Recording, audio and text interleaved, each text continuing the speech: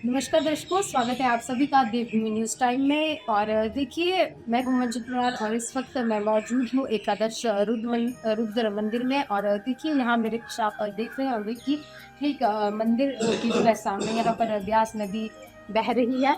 वहीं इस तरफ जो है ये सारा यहाँ मंदिर का परिसर है।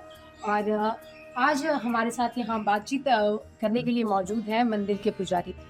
इनसे बातचीत करते हैं और क्या इस मंदिर का इतिहास है इसके बारे में। सर, सबसे पहले हार्दिक स्वागत है आपका हमारे चैनल पर। धन्यवाद। सर, आप हमारे दर्शकों को सबसे पहले अपना परिचय दे दें। आपका क्या नाम है और आप कहाँ से हैं? स्वामी सत सुंदरम पुजारी एकादश रुद्र मंदिर। ओके सर, तो आप यहाँ इस मंदिर में कितने समय से कार्यरत हैं? मेरा जीवन ही यहाँ बीत गया हूँ। मैं छोटी अवस्था से यहाँ हुए हूँ। 19 साल की केवल 70 साल की मेरी उम्र। अच्छा, तो सर जैसे आपका मतलब बचपन का स्थान डिग्री कंप्लीट करते प्राप्ति का अवसर है।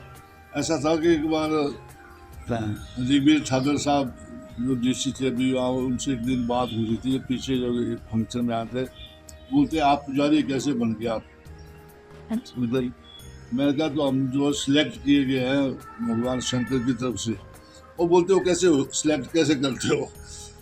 मैंने कहा तो इसलिए सिलेक्ट करते हैं कि जैसे आपके घर में कोई आदमी रह रहा है, आपके अनुकूल है वो, आप उसको रहने देंगे और उसकी सब व्यवस्था करेंगे।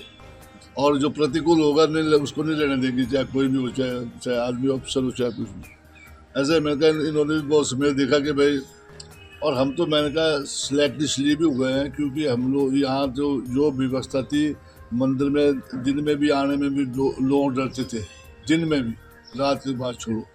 ऐसी हालत है, ऐसा मतलब उपेक्षित जैसा हो गया था मंदिर जिसको। ये कर रहा मैं 50-52 साल की पहले की बात।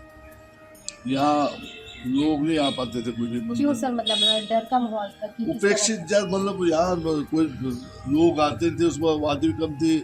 और यहाँ कोई शराबी जुआरी पड़े रहते थे, कोई कुछ मतलब मंदिर के अंदर मंदिर में था उनका था। मतलब यहाँ लोग उसमें भी उस ढंग से भी डरते थे। और वैसे भी शमशान का किनारा, शमशान नज़दीक है और शहर से हटके अलग दरिया का किनारा है, तो नहीं पसंद करते थे। मैंने तो जब अपने जीवन में देखा कि बहुत समय तक नहीं लोग आते थे मतलब यहाँ। फिर जब लगे रहे हम लोग भी निरंतर इसमें प्रयास में, तो फिर थोड़ा थोड़ा लोग लगे आने भाई नहीं यार कोई बालक ऐसा आया वो जो लगा ही रहता है तो सेवा पूजा में, तो फिर लोगों का थोड़ा रुझान बढ़ने लगा। फिर तो यहाँ ऐसा है कि भगवान की कृपा से जो है कार्यक्रम जो है शुरू हो गए हमारे। मतलब जैसे एक बार हमने जो है कोई काशी बासी की बात है उसमें कराया था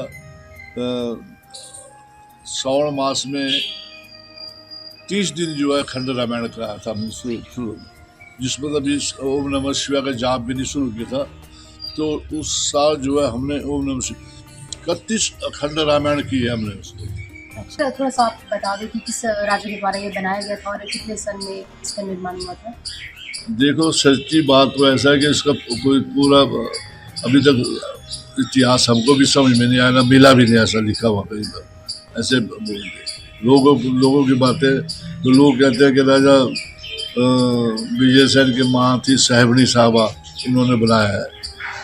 फिर एक महात्मा जी आए हमारे जो स्वामी खंडन जी थे, उन्होंने किया पता है, उन्होंने कहा कि राजा साहिब सैन ने ये मंदिर बनाया है। राजा साहिब सैन को हो गया 350 साल, 350 साल मतलब पूरा बनाया उन्होंने। तो ऐसे ऐसे मतलब लोगों के अपने मतलब है। पर हम तो इस विषय में ज़्यादा नहीं पढ़ते हैं। हम कहते हैं चलो मंदिर की देख रेख ठीक ढंग से होनी चाहिए और मंदिर में जो है पूजा अर्चना ठीक करनी चाहिए, व्यवस्था उसकी। इस मंदिर की कोई खास विशेषता जो बाकी मतलब छोटी काशी के और मंदिरों में नहीं है, ऐसा कुछ है इस मंदिर में खास? इस मंदिर में बहुत विशेषता है। सबसे पहले तो उसकी विशेषता यह है कि हमारे शास्त्रों में कहा है कि जो मंदिर एक ही शिला पे बना हो वो सिद्ध होता है, वो मंदिर सिद्ध।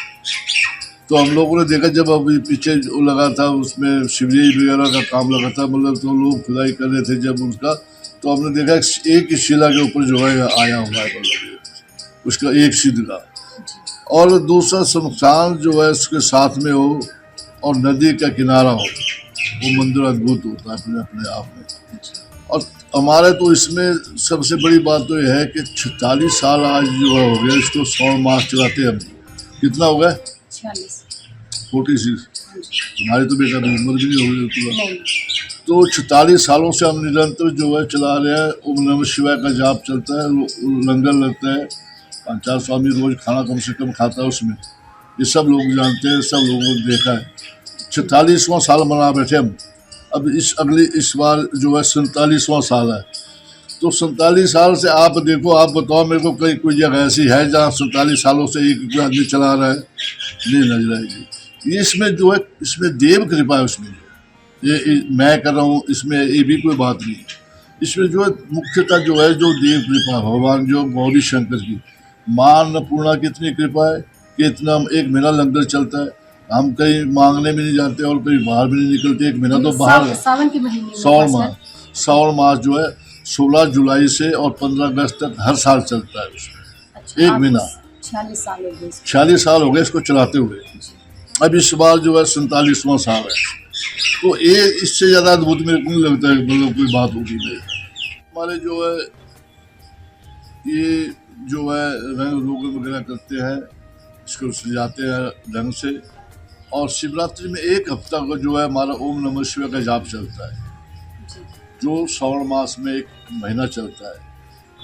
एक हफ्ता पहले जो है शुरू हो जाएगा ये जाप ओम नमः शिवाय का, जो रात दिन चलता है। रात को 2 बजे भी, 3 बजे भी, 4 बजे भी, पूरी रात ही चलता है। मतलब अब आप सोच लो कितना मुश्किल होता है कि पूरी रात भी इसमें कोई आदमी नहा भी आए तो फिर मुश्किल होती है, पर नहीं, उसके लिए तैयार ही रहना पड़ता है। तो शिवरात्रि में चलता है एक हफ्ता। और अखंड जोत जो है, जो भी यहाँ जो है डिप्टी कमिश्नर साहब होते हैं उन्हीं से शुरू कराते हैं। और 7 दिन का जब चलता है, फिर शिवरात्रि के दिन जो है पूर्णाहुति इसकी होती है। रात को जो है जागरण होता है, थोड़ा भजन कीर्तन होता है, और भगवान शंकर का जो है श्रृंगार विशेष होता है। और हवन भी जो है 12 बजे हर साल जो है पूर्णाहुति इसकी होती है शिवरात्रि का दिन। और रात को भजन कीर्तन के बाद फिर अगले दिन जो है उसका भंडारा होता है, हर साल जो है उसका। इस प्रकार जो सब लोग जो है उसमें प्रसाद पाने आते हैं। भगवान का जो श्रृंगार, और शिवरात्रि के दिन अंगीठा जो है धुआं जलता है, भगवान का जो है पूरी रात जलता है, अखंड जलता है। जैसे सर मैंने एक बात इस मंदिर में नोटिस की, जैसे अभी मैं दर्शन करके आई तो मैंने देखा यहाँ पर जो है छोटे छोटे 11 शिवलिंग है कुल मिला के, मतलब एक बड़ा शिवलिंग दिया है। तो यहाँ छोटी काशी मंडी में जो है और मंदिरों में भी ऐसी शिवलिंग बने हैं कि या इकलौता ऐसा मंदिर है जहाँ पर 11 शिवलिंग एक साथ? ऐसा है कि ये जो है पंचदेव उपासना पद्धति जो थी हमारे सनातन में मानी जाती थी विशेषता। तो पंचदेव उपासना पद्धति के आधार के ऊपर ये मंदिर बना हुआ है।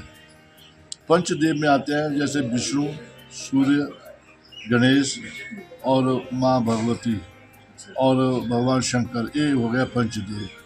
तो हमारे जो है इसमें मुख्य रूप से जो है प्रतिष्ठित जो है भगवान शंकर है, और जो 4 देवता है वो चारों को इसमें कोने में है।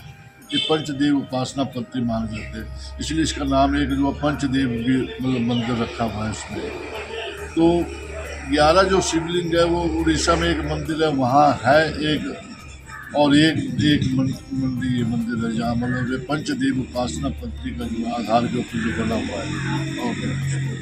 और कुछ कथाओं के अनुसार अगर मैं बात करूं तो ये बातें प्रचलित है कि जैसे महाभारत में जब पांडव वनवास के लिए आए थे तो क्या शायद उन्होंने इस मंदिर नहीं, वो पांडवों की बात हो तो कर ही नहीं सकते ना। मैं आपको बता रहा हूँ कि ज़्यादा 350 साल इसको हुआ, तो पांडवों को तो हो गया 5,000 साल हो गए। ऐसे पर अब हम क्या हाँ बोल जी, ये सुनी हाँ मैंने नहीं सुना। नहीं, ऐसे लोग बोलते हैं हमारा पांडवों का मंदिर ब्याह पूरे बना शादी। हुआ है, पर ऐसा कुछ नहीं है। मतलब ये तो अभी 350 साल राजा साहिब सैन हुए उस वक्त का है, पांडवों का इसमें कोई नहीं है। सर यहाँ पर जो है ब्यास नदी भी मौजूद है, तो यहाँ पर जो है ब्यास आरती वगैरह की जाती है, किस तरह मतलब हाँ। इसके पीछे कोई कहानी है? हाँ, इसको कम से कम तो 7 साल हो गए हमको चलाते हुए।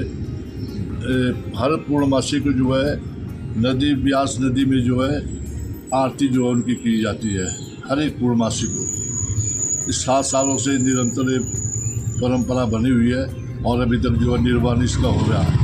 तो सर किस तरह का जो है विधि विधान रहता है, किस तरह से जो है आरती प्रारंभ की जाती है? और फिर पहले तो हमारे उसमें वशिष्ठ लोग भी आते थे तिथि, फिर पीछे जो कोरोना काल आया उसमें बहुत कुछ बदल गया। अब जो है मतलब कोई आ गया किस्मत, किसी को बोले बुला लिया तो ठीक, नहीं तो हम ही करते हैं। पर ऐसा है कि परंपरा जो है उसको निर्वहन उसका कर रहे हैं।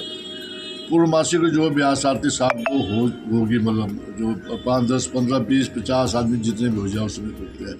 हाँ बस ये है उसमें। ओके सर, धन्यवाद हमसे बातचीत करने के लिए। और देखिए दर्शकों, इन्होंने जो है एकादश रुद्र मंदिर का जो क्या इतिहास था वो हमें बताया, और यहाँ पर जो है ब्यास आरती की जाती है उसके बारे में भी बताया। और उसके अलावा जैसे ये इकलौता ऐसा हिमाचल प्रदेश में एक ऐसा मंदिर है जहाँ पर जो है 11 शिवलिंग एक साथ आपको देखने को मिल जाएंगे। उसके अलावा आपको अन्य राज्य में जो है उड़ीसा में देखने को मिलेगा। तो ये सारी तमाम जानकारी जो है पुजारी जी ने हमें दी। और देखिए फ़िलहाल इस रिपोर्ट में इतना ही। बाकी एक बार मैं आपको लास्ट में थोड़ा सा मंदिर, अभी आप इस मंदिर में प्रवेश करते हो तो सबसे पहले आपको यहाँ पर जो है ये नंदी बैल जी दिख जाएंगे, और उसके ठीक सामने जो है आपको यहाँ पर जो है मंदिर में ये शिवलिंग दिख जाएगी, जहाँ पर जो है 11 शिव ज्योतिर्लिंग या शिवलिंग कह लें वो यहाँ पर मौजूद है। और देखिए मंदिर का जो ये परिसर बहुत सुंदर है, और कितने अच्छे तरीके से जो है शिव भगवान की यहाँ पर जो है 5 मुखी मुद्राएं जो है अलग अलग तस्वीरों के माध्यम से यहाँ पर दर्शाई गई है। वही अगर देखिए आप मंदिर की बात अगर करें तो यहाँ पर जो है देखिए कारीगरी भी बहुत सुंदर तरीके से की गई है। और करीब जैसे पुजारी जी ने बताया कि 350 साल पुराना ये मंदिर है। सभी दर्शकों से यही अपील करेंगे कि देखिए हम आपके लिए डेली जो है एक नई स्टोरी लेकर आते हैं, तो आपको ये स्टोरी कैसी लगी ज़रूर हमें कमेंट पे बताइएगा। और देखिए फिलहाल इस स्पेशल फोटो इतना ही। धन्यवाद।